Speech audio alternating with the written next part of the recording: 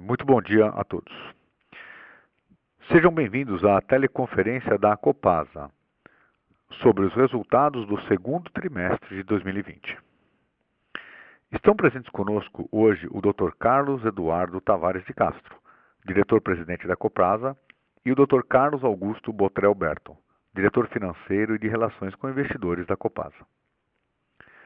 Informamos que a apresentação será gravada em áudio e que todos os participantes ouvirão a teleconferência durante a apresentação da empresa. Em seguida, iniciaremos a sessão de perguntas e respostas quando mais instruções serão fornecidas. Caso alguém necessite de assistência durante a teleconferência, por favor, chame o operador digitando *02.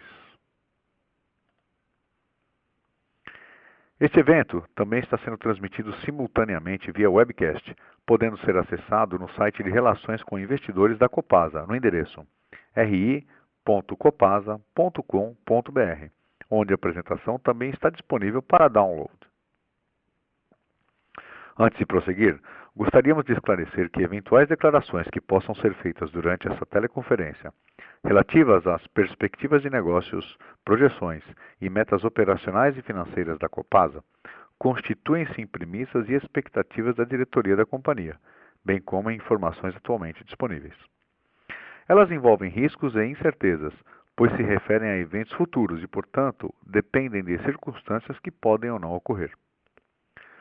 Alterações na política macroeconômica ou na legislação e outros fatores operacionais podem afetar o desempenho futuro da Copasa e conduzir a resultados que diferem materialmente daqueles expressos em tais considerações futuras.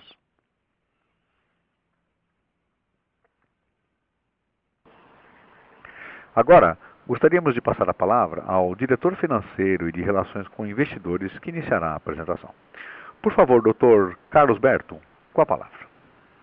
Muito obrigado, bom dia a todos, agradeço a participação daqueles que estão conosco aqui nessa teleconferência. Estou acompanhado aqui do nosso diretor-presidente, Carlos Castro, e vou dar início aqui agora à parte referente ao desempenho da companhia no segundo trimestre de 2020. Começamos aí no slide 2, falamos dos resultados obtidos no segundo trimestre de 2020. Abordaremos nos próximos slides de forma mais detalhada as explicações para o comportamento das principais linhas do resultado.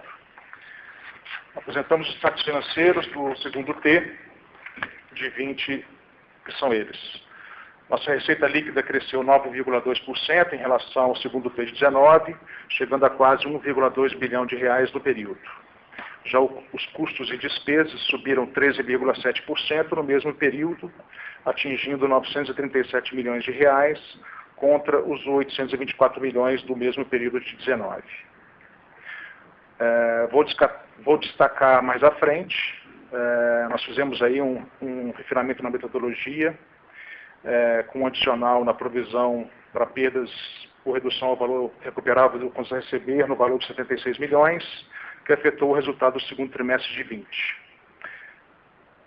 Só a título de informação, caso essa provisão adicional fosse desconsiderada, a elevação nos nossos custos e despesas seria de 4,5%. O EBITDA cresceu 9,4% no período comparativo, atingindo 379 milhões de reais, sendo que a margem EBITDA do segundo trimestre de 20 foi de 31%, em linha com a margem observada no segundo T de 19.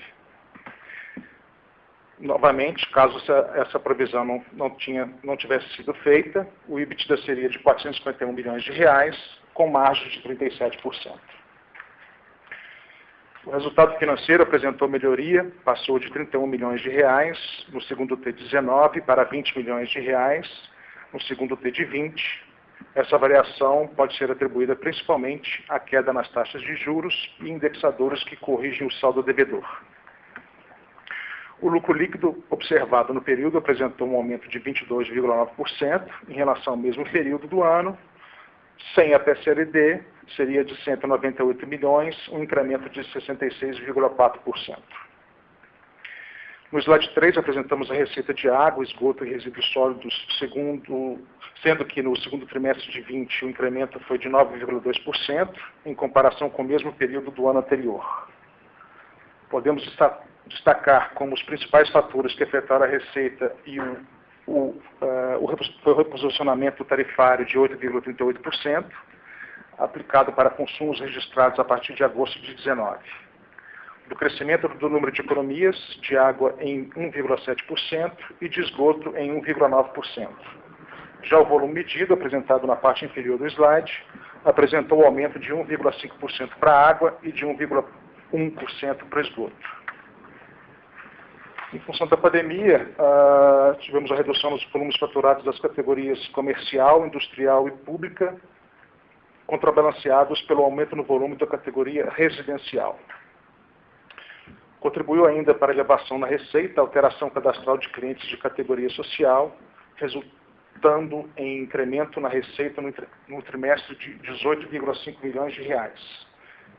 De alteração do patamar tarifário em 7 municípios, de faturamento EDC para o EDT, em função do início de tratamento de esgoto, representando um incremento mensal no faturamento na ordem de 2 milhões de reais. Por outro lado, tivemos uma redução de 10 milhões de reais na receita indireta de água e esgoto, em função principalmente das medidas tomadas para minimizar os impactos do corona, bem como impactos negativos da ordem de 22 milhões de reais na projeção do consumo a faturar. No slide 4, mostramos a evolução dos custos administráveis que cresceram 15,4% no segundo trimestre de 20, em relação ao período comparativo, atingindo o valor de 652,3 milhões de reais. Os principais fatores que explicam o comportamento dos custos administráveis foram os custos de pessoal, que apresentavam aumento de 1,6% em relação ao segundo trimestre de 19. Esse incremento é decorrente principalmente das previsões para acordos coletivos de 19 e 20, que resultaram em um impacto efetivo médio de 3,3% nos trimestres comparativos. Por outro lado, houve uma redução de 104 empregados no período. Já nos serviços terceiros, houve queda de 8,2%, sendo que os itens que apresentaram variações mais significativas foram as reduções nas despesas com locação de frota de veículos, que, em função da adoção do CPC 06, passaram a ser contabilizadas no resultado como depreciação e juros.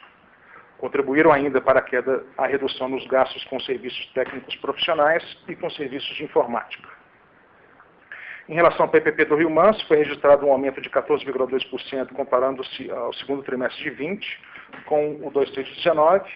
Essa elevação é decorrente da aplicação do índice de reajustamento contratual a partir de abril de 20, correspondente a 4%. E da variação nos preços da energia elétrica em 10,2%. Falando agora sobre a provisão por redução ao valor recuperável de pontos a receber, nós aprimoramos os critérios para cálculo numa análise 100% alinhada com a nossa auditoria. Verificamos qual foi o time histórico de recebimento junto a nossos clientes, agrupados por categorias, se são público ou privado, ou por região, norte, sul, centro metropolitano. Chegamos então nos percentuais de comportamento de recebimento por faixa de dias, de 1 a 30, 31 a 60, etc., para cada grupo desse. Esses percentuais nós multiplicamos pelo aging do nosso ponto a receber, de cada categoria e região, sendo que quanto mais atraso no recebimento, mais a perda efetiva deveria ser provisionada. Daí chegamos então ao valor de provisão final para 30 de junho. Como resultante, nós incorremos em um ajuste da ordem de 76 milhões de reais, dos quais 80% refere-se ao aprimoramento da metodologia em si, e o restante representa impactos momentâneos da epidemia do Covid sobre os nossos recebíveis. São eles: não realização de cortes para a categoria residencial social, flexibilização nas regras de parcelamento de débitos, postergação de pagamentos para clientes da categoria comercial, cujas atividades encontram-se suspensas. Na sequência, temos os repasses tarifários a municípios, com elevação de 26% contra o segundo T19, aumento esse ocorrido especialmente em função do início do repasse para fundos municipais de saneamento de 59 municípios que se habilitaram junto à agência reguladora a partir do reajuste tarifário ocorrido em agosto de 19. Agora, no slide 5, Mostramos a evolução dos custos não administráveis, que cresceram 14% no segundo trimestre de 20, em relação ao período comparativo, atingindo o valor de 125,2 milhões de reais. Os principais fatores que contribuíram para esse aumento observado foram energia elétrica, houve queda de 1% nas despesas com esse insumo. Por um lado, houve redução decorrente da alteração na forma de contabilização dos créditos referentes ao PIS e COFINS, que passaram a ser contabilizados diretamente em cada conta de despesa considerada como insumo no processo produtivo. Por outro lado, tivemos aumento devido ao reajuste em maio de 19, diminuição no subsídio tarifário e impactos do dispêndio com bandeiras tarifárias. Com relação a materiais de tratamento, um incremento de 26,3% em relação ao 2/3 de 19, principalmente devido à elevação na quantidade de insumos utilizados no processo de tratamento de água, bem como o aumento nos preços dos principais produtos químicos utilizados. Tivemos também a redução de 52,5% na conta dos créditos tributários, decorrente da implementação da solução para a contabilização automática dos créditos tributários de PIS e COFINS, que vem ocorrendo de forma gradativa. No slide 6, apresentamos as outras receitas e despesas, participação dos empregados nos lucros e equivalência patrimonial. Em relação às outras receitas operacionais, houve uma elevação de 7,3 milhões de reais em função da reversão de provisão não dedutível em decorrência de pagamentos ou reclassificação de forma pulverizada de processos cíveis e trabalhistas. Já no grupo Outras Despesas Operacionais, houve queda de 39,3%, correspondente a 29,4 milhões de reais. Cabe mencionar que no segundo T de 19, houve a necessidade de constituição de provisões extraordinárias e não recorrentes, referente a 2 processos judiciais, sendo um deles referente à cobrança de ISS-QN de Montes Claros, no valor de 11 milhões de reais, e outro referente à devolução de tarifas de Pará de Minas, no valor de 21 milhões de reais, que impactaram as outras despesas naquele trimestre. Já a participação dos empregados nos lucros apresentou um aumento de 23% e reflete o comportamento observado no lucro líquido em relação ao período comparativo. Avançando aí para o slide 7, apresentamos dados do programa de investimento da companhia. O valor dos investimentos projetados para 20, conforme aprovado pelo Conselho de Administração, é de 816 milhões de reais e 37 milhões de reais para a Copanor. No primeiro semestre de 20, a Copasa investiu 184 milhões de reais e a Copanor investiu 10 milhões de reais. Esse desempenho foi impactado pelas fortes chuvas observadas no estado de Minas Gerais nos 2 primeiros meses do ano e, posteriormente, pelas restrições impostas pela pandemia. A administração da companhia está trabalhando no forecast do CAPEX de 20. Para os próximos 4 anos, o PI prevê aportes de 1,25 bilhão de reais para a Copasa e 37 milhões de reais pela Copanor para cada ano do quadriênio.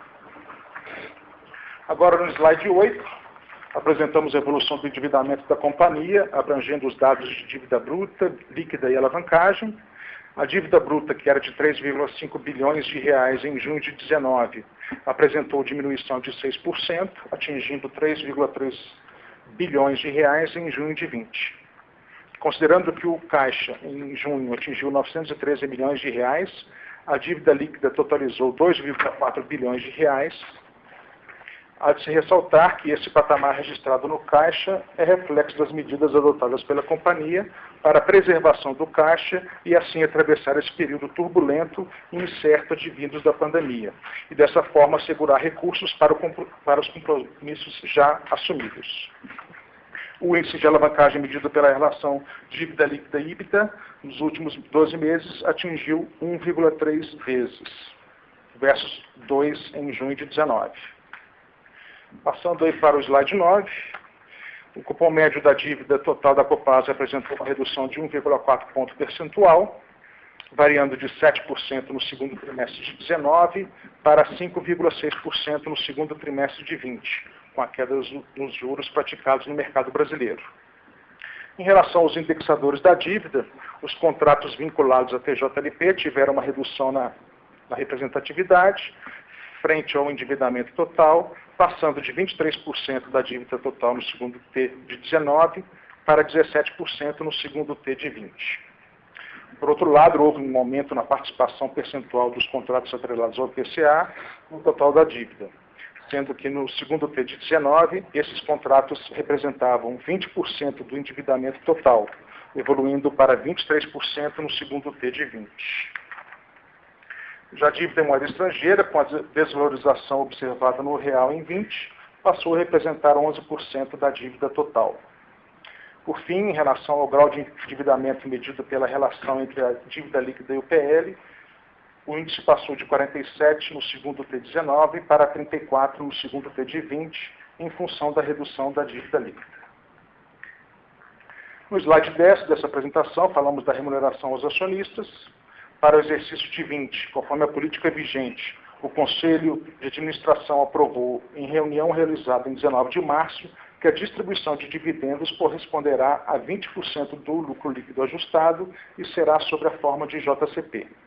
Em relação ao primeiro trimestre de 20, foram declarados e pagos dividendos de R$ 45,5 milhões referentes ao primeiro T de 20 e declarados dividendos de R$ 43,9 milhões referentes ao JCP do segundo trimestre de 20, cujo pagamento ocorrerá em meados de agosto.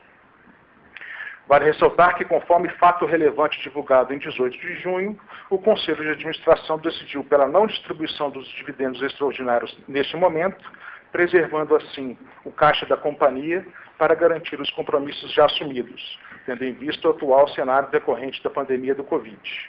Nós acreditamos que até o final do exercício ou antes, o cenário econômico poderá retornar a patamares normais, momento em que poderemos rever esse assunto. Finalizada a apresentação dos dados financeiros, falamos agora sobre os contratos de concessão referentes a junho de 20. A Copasa e a Copanor, em conjunto, possuem 641 concessões de água, das quais 629 se encontram em operação. Quanto ao serviço de esgotamento sanitário, são 311 concessões, das quais 264 operadas. No encerramento do trimestre, a companhia atendia a 11,7 milhões de habitantes com água e 8,3 milhões com esgoto. No quadro à direita, informamos as 10 principais concessões da Copasa, que correspondem conjuntamente por 52% do faturamento total. Vale destacar que o município de Santa Luzia, oitava maior concessão em termos de receita, teve sua concessão renovada em fevereiro de 20. Foram renovadas ainda no primeiro trimestre de 20 a concessão de água e esgoto do município de São Gonçalo do Abaeté e a concessão de água com o município de Joaquim Felício. Em junho de 20, a companhia possuía 63 concessões vencidas, que representavam 2,7% do total das receitas da companhia. No slide 12, mostramos a situação hídrica da região metropolitana de Belo Horizonte. Os níveis dos reservatórios que compõem o sistema Paraopeba, ou seja, o Rio Manso, Vargem das Flores e Serra Azul, que são responsáveis pelo abastecimento de 47% da região metropolitana de BH, encontravam-se com cerca de 95% do volume em função das fortes chuvas registradas no estado de Minas Gerais, durante o primeiro trimestre de 20. Ressalta-se que esse é o maior volume registrado nos últimos 6 anos para um período de estiagem. Já no sistema Rio das Velhas, responsável por 42% do abastecimento da região, cujas informações encontram-se destacadas no lado direito, a vazão média dos últimos 15 dias anteriores a 20 de julho de 20 foi de 16,7 metros cúbicos por segundo. A vazão média de captação deste sistema nos últimos 12 meses foi de 6,8 metros cúbicos por segundo. Com isso, encerramos a apresentação dos resultados operacionais e financeiros do segundo T de 20. Passo a palavra ao nosso presidente Carlos Castro para as suas considerações sobre a companhia. Bom dia a todos. Sempre uma excelente oportunidade estar acompanhando toda a diretoria financeira nesse momento importante aqui e abrindo para as perguntas, seja para a imprensa e analistas, a respeito do desempenho da companhia no segundo trimestre de 2020. É inegável um conjunto de avanços que conseguimos obter quando comparamos com o mesmo período do ano anterior, ainda que afetados aí de alguma maneira, seja pelas questões da pandemia, ou por outras questões contábeis, cujos ajustes, né, tivemos aí a oportunidade de proceder. Aliás, ajustes estes que, sempre que necessários, essa administração tomará, né, buscando aí o melhor alinhamento, né, e aderência a todas as boas práticas de governança. Então, temos a certeza que iremos caminhar à frente com melhores resultados e também sempre a maior e melhor clareza na divulgação das informações. Aproveitando isso, até para poder abrir aí para as perguntas, né, a companhia está desenhando um modelo aí para termos um Copasa Day, tá? A pandemia está exigindo aí que a gente faça uma adequação, porque isso já era um planejamento, ou seja, esse resultado que nós estamos falando hoje já era para ter sido ocorrido dentro desse formato, mas que infelizmente não ocorreu, dada todas as restrições aí que os senhores sabem bem, mas estamos com um desenho aí para levar isso, ou seja, tanto para a imprensa como para os investidores, né, e também os próprios acionistas terem uma visão ainda mais clara e bem próxima dos trabalhos que a empresa vem desenvolvendo e irá. Bom, dessa forma, nos colocamos aqui à disposição para eventuais perguntas e dúvidas. Muito bem. Senhores convidados, iniciaremos agora a sessão de perguntas e respostas. Para fazer a sua pergunta, por favor, digite *9 no seu telefone.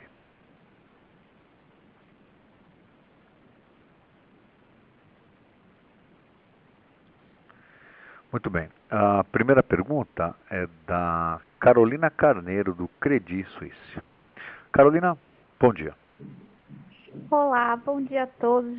Obrigada pelo call. Eu tenho duas perguntas, pessoal. A primeira é em relação à PSLD, que vocês até comentaram que, enfim, nesse trimestre, de fato, ela foi maior, porque vocês tiveram aí um aging, se eu entendi correto, um pouco pior, né, um pouco mais longo das faturas, mais para saber se, assim como no setor elétrico, que a gente consegue acompanhar os dados setoriais um pouco mais próximo, se houve já uma melhora dessa questão de aging e de pagamento dessas faturas aí vencidas, só para entender como deve funcionar o ajuste para a PSLD no terceiro TRI para frente, né? Ou se deve continuar nesse nível mesmo, caso não tenha tido melhora. E a segunda pergunta no regulatório, dado que passou o projeto de lei, ainda vai ser analisado os vetos, né? Mas vocês têm aí algumas concessões já vencidas ou próximas de vencer, mas para entender como é que funcionaria, se vocês já sabem, né, como é que funcionaria a dinâmica no caso de vocês de reembolso, né, de indenização. A gente sabe que o projeto de lei tem aí a colocação de que a ANA deve definir esse critério de reembolso, mas você já tem alguns contratos, como vocês mencionaram, até vencidos, então mais para a gente entender aí do lado de vocês se já tem algum tipo de ideia de como que seria esse processo no caso das concessões já vencidas ou a vencer para vocês. Sei que é pouco da receita, mas é mais para entender o processo mesmo. Obrigada. Oi, Carolina, é Carlos Augusto, respondendo a primeira parte da sua pergunta aí. Como eu havia informado, nós fizemos um aprimoramento, tá, da PSLD. Tá? Então, o que a gente fez? A gente verificou o time histórico desses recebimentos, né? Agrupamos por categoria, se era público ou era privado, por região, né? E chegamos aos percentuais de comportamento de recebimentos nas faixas do aging. Tá? Esses percentuais que nós encontramos, a gente multiplicou pelo aging em reais do conto a receber de cada categoria e região. E aí, o que acontece? Quanto mais atraso naquele recebimento em cima daquele aging, mais a perda provisionada. Tá? Então, isso é um aprimoramento do CPC 48, que foi iniciado lá em 2018. Tá? Esse aprimoramento foi necessário em função de discussões que fizemos com os nossos auditores. Tá? Criamos uma matriz de cálculo para efetivar esse ajuste, né? E chegamos a um ajuste aí que vocês verificaram dentro no nosso resultado de 76 milhões de reais, sendo que desses 76 milhões de reais, 80% é sim o aprimoramento que foi feito da metodologia, tá? E o restante foi aí os impactos do Covid, conforme eu havia mencionado. Ou seja, não há nenhum ajuste. Esse ajuste foi necessário para esse ano, sendo que é aí um aprimoramento, uma correção dos anos anteriores, que não foram feitos.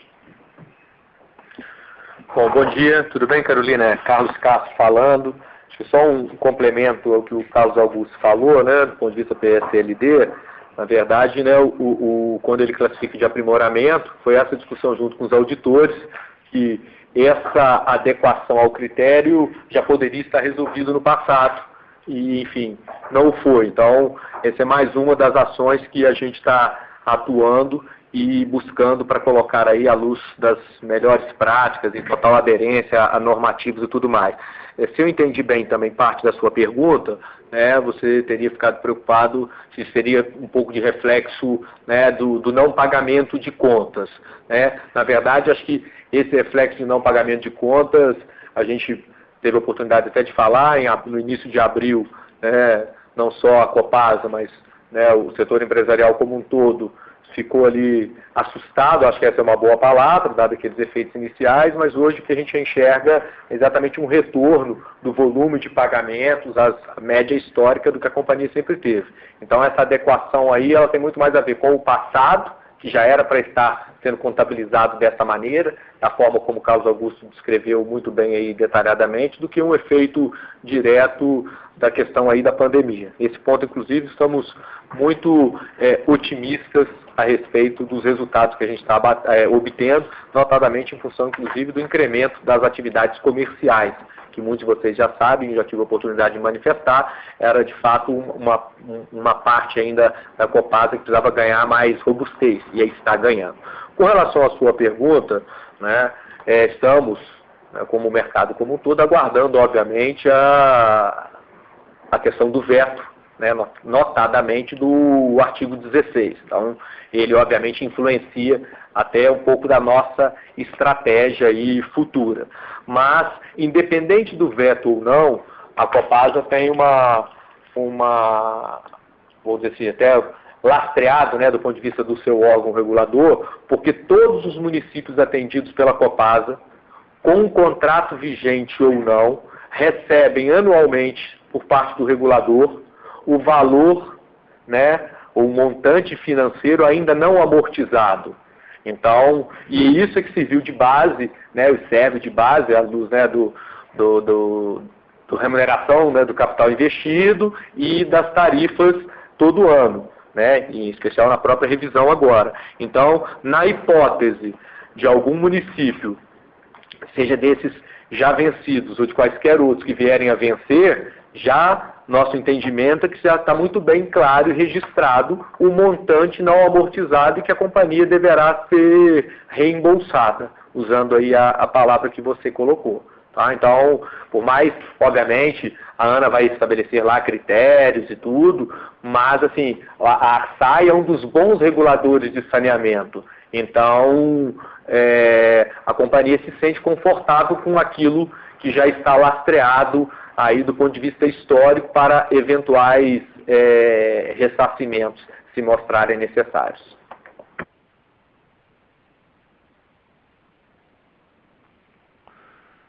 Ok?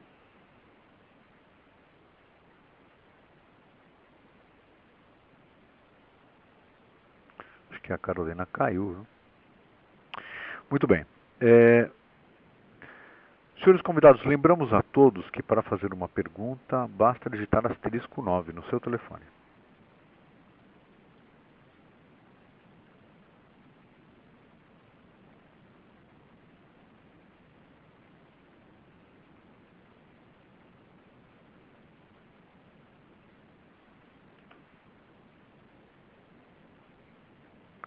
A Carolina voltou.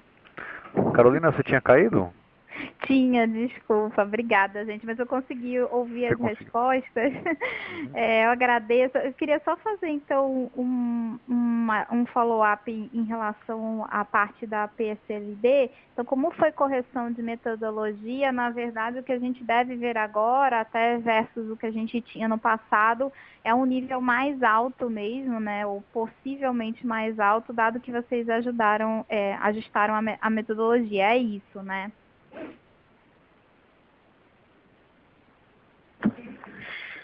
Sem dúvida, Carolina, é assim um nível mais alto de provisão necessária, né? Mas agora, a partir dos próximos T's, seriam somente uma atualização em cima do contas a receber daquele momento, mas com a mesma metodologia. Perfeito, obrigada, gente. Muito bem. Agora sim, lembramos mais uma vez aos convidados que para fazer uma pergunta ou comentário, basta digitar asterisco 9 no seu telefone para que possamos abrir a sua linha.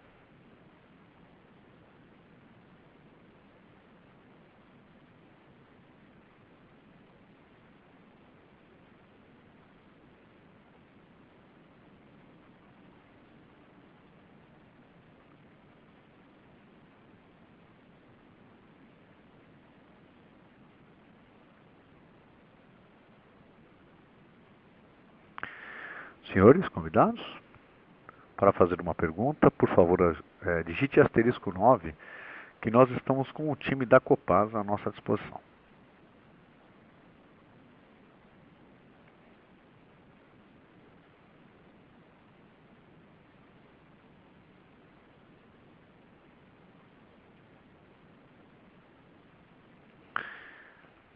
Senhores investidores, abrimos também agora aos senhores jornalistas. Caso tenham alguma pergunta, por favor, asterisco 9 no seu telefone, para que possamos abrir o seu áudio.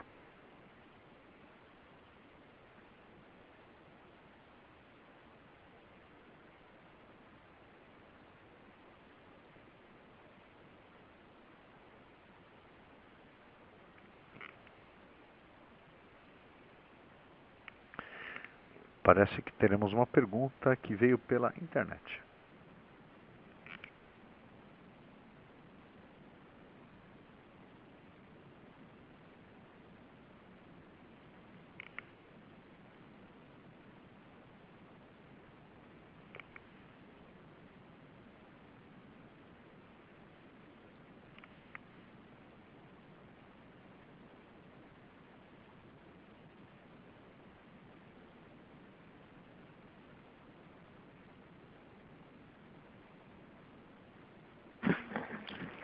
Bom, tem uma pergunta na internet aqui, eu vou ler a pergunta e já responder. Bom dia, do Anderson Weathers. Bom dia, tendo em vista a forte redução da dívida líquida, há discussão para dividendos extraordinários com o objetivo de trazê-la mais próximo ao segundo, 2 vezes o EBITDA? Obrigado. Bom, conforme eu havia mencionado, Anderson, isso está em discussão com o Conselho, tá? E em função da proteção do caixa e impactos pandemia, nós estamos levando essa discussão para o 4º T ou antes, onde será deliberado a distribuição de dividendos extraordinários pelo Conselho.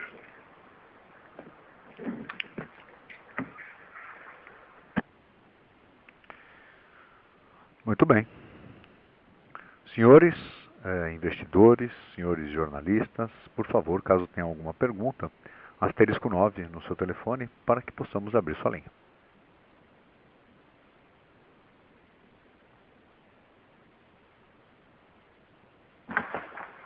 Bom, tem uma nova pergunta, né, também vinda da internet, é Carlos Castro falando. Poderíamos falar sobre o reajuste tarifário.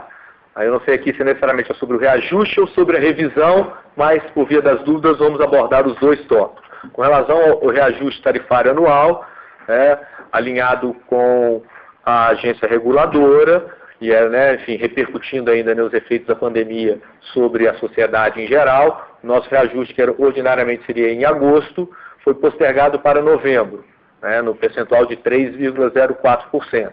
A agência já se manifestou, considerando que estamos no próprio período de revisão também tarifária. Essa diferença temporal será considerada agora em todo o processo de revisão.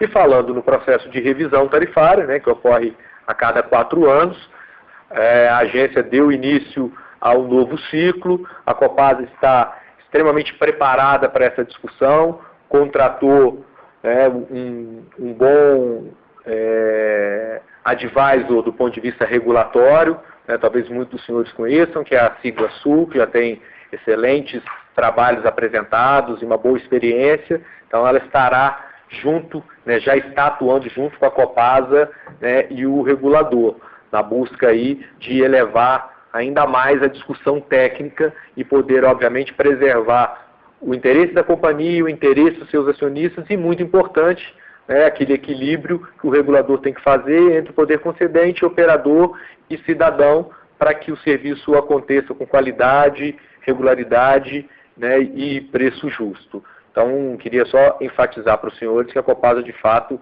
está muito preparada para esse novo ciclo de revisão tarifária.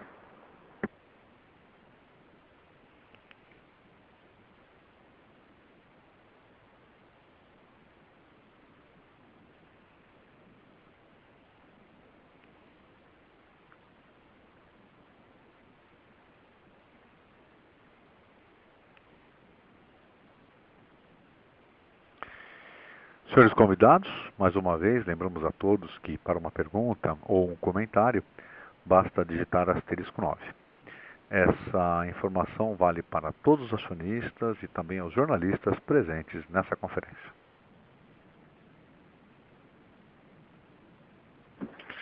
Olá, tem uma nova pergunta, na verdade é mais uma confirmação do Rodrigo Mora aqui. Vou ler a pergunta dele. Por favor, poderia repetir conta PCLD, 80% de incremento, nova forma de contabilizar e 20% por pandemia de Covid. É isso mesmo, Rodrigo. Eu não vou chamar de nova forma, mas é um aprimoramento junto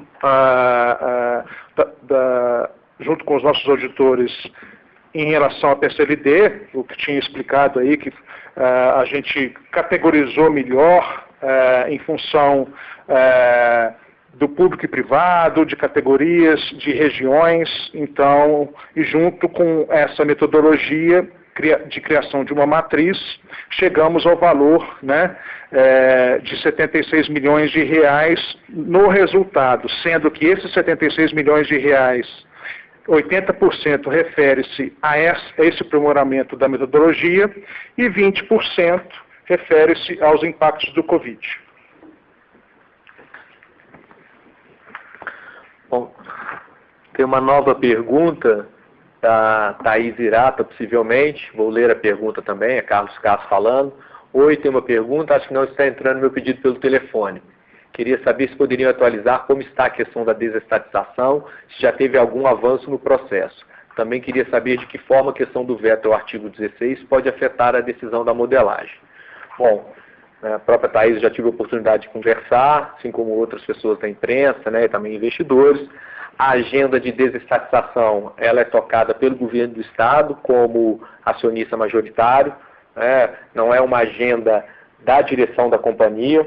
O que a companhia tem buscado aí ao longo desses 12 meses que aqui está, essa nova direção e com suporte de todos os gerentes, superintendentes e empregados em geral, é tornar a empresa levar a empresa para um outro nível de eficiência operacional e prepará-la para um cenário aí de competição que ocorrerá, já como sabido, com a aprovação do novo marco. Então, acho que essa é a questão principal. O que posso dizer para o mercado como um todo, jornalistas, o governo tem uma assessoria de desestatização, que trabalha vinculado ao Comitê Mineiro de Desestatização, não trata apenas da Copasa, mas acho que a Copasa é um dos ativos aí, que está à frente nesse processo. Então, eles têm se dedicado bastante com o apoio do BNDES, e o que eu poderia dizer com relação à questão do artigo 16 é que, obviamente, você tem um cenário com ele e outro cenário sem ele. Mas, pelas conversas dos representantes do acionista majoritário, o seu projeto de levar a termo a desestatização, ele segue e será adequado, obviamente, em função né, das condições aí legais que existirem no momento.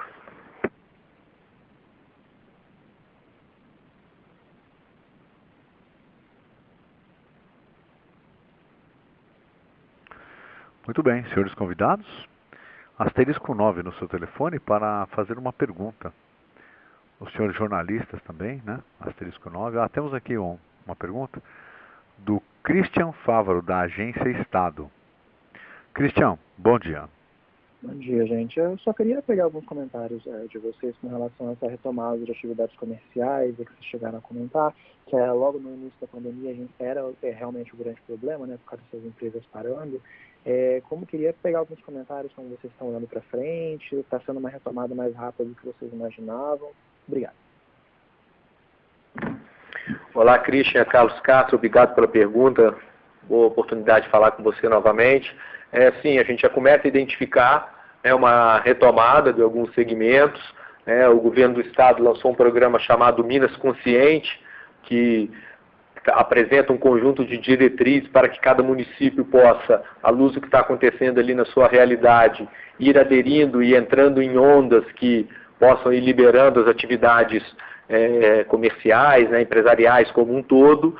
E o que nós temos identificado, de certa forma, é exatamente uma retomada um pouco mais rápida do que a gente imaginava. Acreditamos que isso, ao longo aí dos próximos meses, venha a ganhar força e a gente consiga, de alguma maneira, alterar o mix tarifário, como já comentado aí pelo nosso CFO. Ou seja, se o volume ele não foi tanto afetado, o mix tarifário sim, em função de um volume maior de consumo na categoria residencial comercial. Mas temos aí boas indicações que isso tende a ganhar corpo e a gente melhorar o resultado.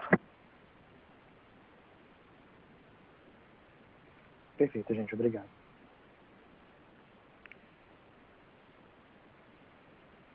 Muito bem. Senhores, mais alguma pergunta? Asterisco 9 no seu telefone, por favor, para que possamos abrir a sua linha.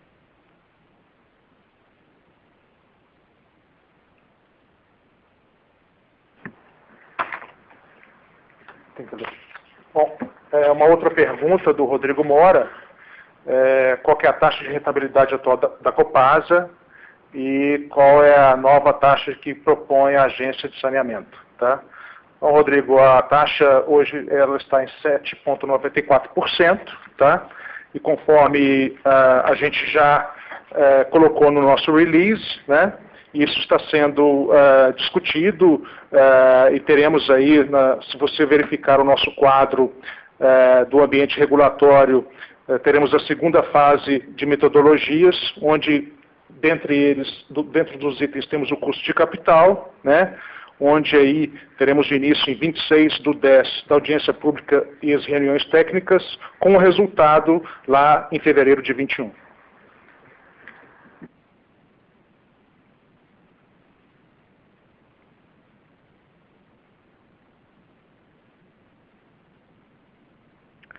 Muito bem.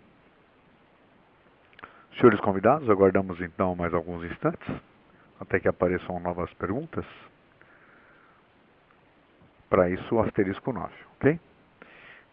Temos aqui mais uma pergunta do Christian Favaro, da Agência Estado. Christian, por favor. Gente, desculpa, só para ver se ficou bem claro mesmo quando vocês falam aquela questão dos 20%, é basicamente essa conta de padeiro. Eu posso pegar esses 76 milhões que vocês tiveram nessa mudança, nessa loja que vocês fizeram e pegar 20% desses 76 e falar que foi de fato um impacto dessa questão das Covid em cima dos números de vocês. Nessa linha, é isso mesmo, né? Só para não dar problema.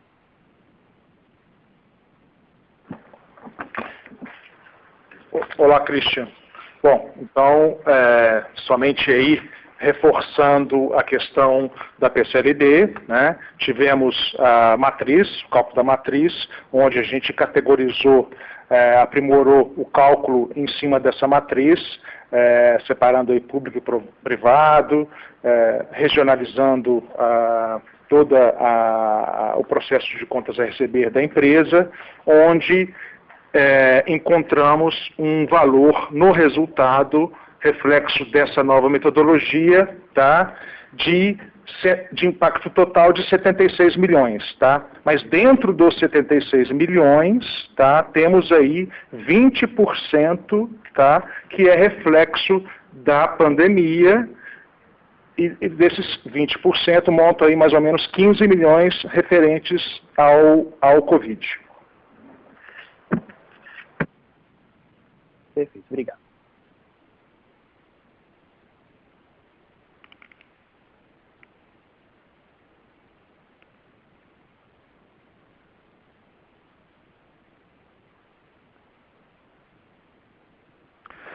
Senhores convidados, para uma pergunta ou algum comentário, asterisco 9 no seu telefone, por favor.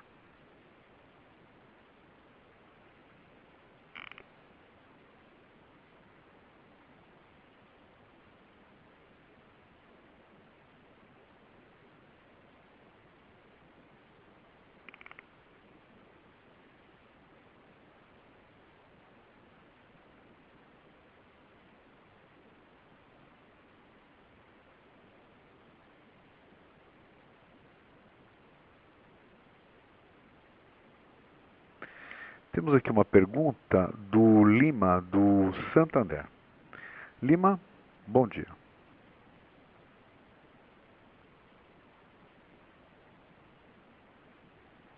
Alô, Lima? Talvez seu telefone esteja no mudo. Bom dia, pessoal. Obrigado pela pergunta. É só para confirmar a questão do PCLD. A gente deve esperar um nível maior de reversão de provisão daqui para frente também, por causa da mudança de metodologia? Obrigado. Olá, Lima, só obrigado pela pergunta, confirmando a informação. Sim, nós fizemos o ajuste da nova metodologia agora no segundo T, né? E aí, daqui para frente, termos uma atualização desse valor nos próximos trimestres, tá? Mas eu acredito que o maior ajuste foi feito no segundo T deste ano, e aí daqui para frente, nos próximos T, seria mais uma atualização em cima do saldo do contas a receber da época. Obrigado.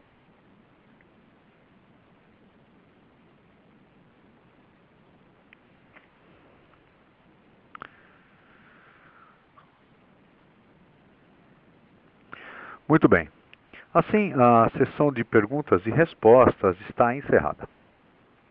Passamos agora a palavra ao diretor-presidente, Dr. Carlos Castro, para suas considerações finais. Dr. Carlos, por favor.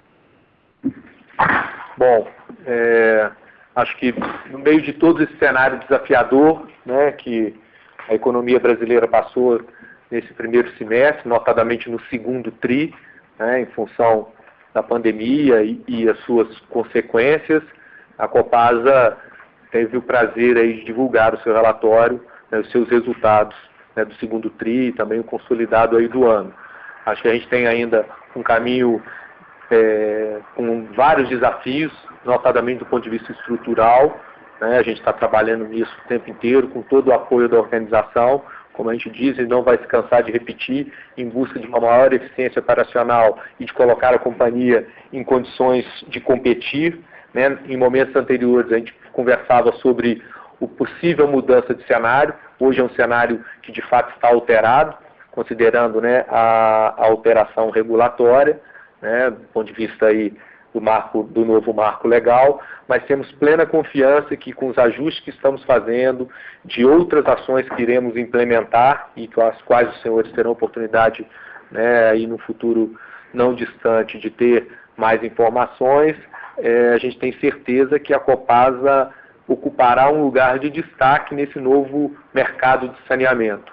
Tá? Então é uma empresa com uma robustez operacional, resultados aí sólidos, o processo de revisão tarifária não poderia ocorrer num momento melhor, porque ele vai permitir que a companhia apresente todas as questões aí estratégicas para os próximos anos, né? Então, e aí obviamente os efeitos do novo marco legal, enfim, os desafios são muitos, né, alguns bem grandes, mas ao mesmo tempo motivadores, e esses resultados que a gente apresentou agora, quando comparamos o ano anterior, reforçam que estamos no caminho certo. Então, mais uma vez, muito obrigado pela participação de todos, e nos colocamos aqui à disposição, a nossa área de relação com investidores, nossa área de imprensa, para estar atendendo aí toda a mídia, e falando em nome do nosso CFO, Carlos Augusto, e eu também, Carlos Castro, me coloco à disposição aí dos investidores, né, dos grandes instituições financeiras, importante aí, e do mercado em geral. Então, muito obrigado, um bom dia e uma ótima semana a todos. Muito bem. Assim, a teleconferência dos resultados do segundo TRI de 2020 da Copasa está encerrada. Agradecemos a participação de todos e tenham um excelente dia.